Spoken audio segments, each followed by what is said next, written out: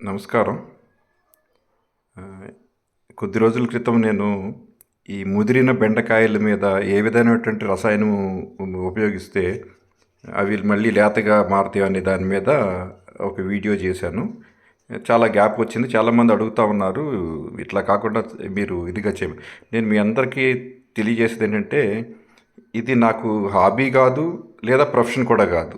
ఇదేంటంటే సమాజం కోసం రాబోయే తరాలు వారు ఆరోగ్యంగా ఉండాలని ఈ కూరగాయల పైన గానీ, ఆహార పదార్థాల పైన గానీ, లేదంటే పళ్ళకి పైన గానీ ఏ విధమైన రసాయనాలు వాడుతున్నారో అవన్నీ తెలియజేయటమే నా వంతుగా భావించి చేస్తున్నాను.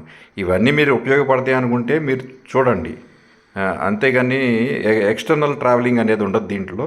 నాకు ఎప్పుడైతే సమయం కుదిరిందో, నాకెప్పుడు పెట్టాలనిపించిందో ఆ రోజున పెడతాను. కానీ ఇది పెట్టేదన్నీ కూడా ఇవంతా కూడా నిత్య సత్యాలు జరిగేవి.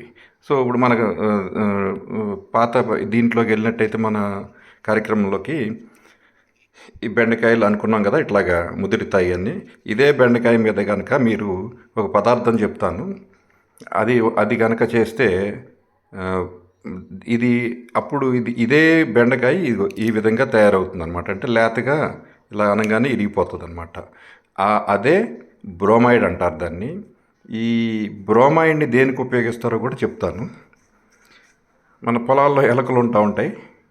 ఆ ఎలకలని మన పంట బారిన ఆ ఎలకల బారిన మన పంట పడకుండా ఉండాలంటే ఆ ఎలకలను చంపటం కోసం ఈ బ్రోమైడ్ అనే మందుని పెడతామన్నమాట.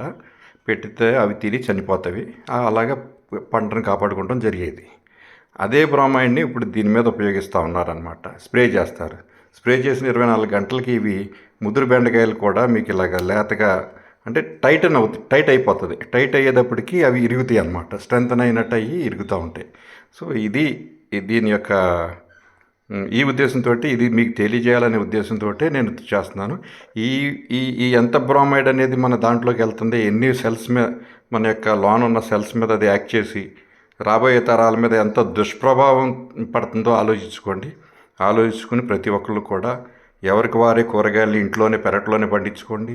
మంచి బియ్యం నాలుగు పదార్థాలు మాత్రం చాలా ఖచ్చితంగా పాటించండి. ఒకటి మనం ఆహారంగా తీసుకునే బియ్యం, రెండోది కూరగాయలు, మూడోది నూనె, నాలుగోది కారం. ఇవి 4 కూడా మీకు చాలా ఉపయోగకరంగా ఉంటాయి. ఇవి 4 కూడా మీరు సొంతంగా బయట నుంచి కొనుక్కోకుండా సొంతంగా తయారు చేసుకునే విధంగా చేసుకోండి. Thank you.